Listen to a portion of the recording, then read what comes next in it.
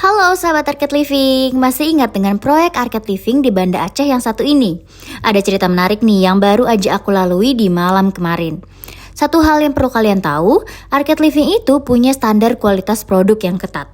Tujuannya nggak lain agar kalian bisa menikmati interior atau bangunan idaman yang long lasting. Sekarang kebayang nggak gimana caranya bikin interior idaman itu yang jaraknya kurang lebih 2.500 km dari kantor pusat Arcade Living di Tangerang Selatan. Karena beberapa material dan produk nggak bisa didapatkan di sekitaran Banda Aceh, prinsipal desainer kami memutuskan untuk mengirim langsung material-material tersebut dari Tangerang Selatan.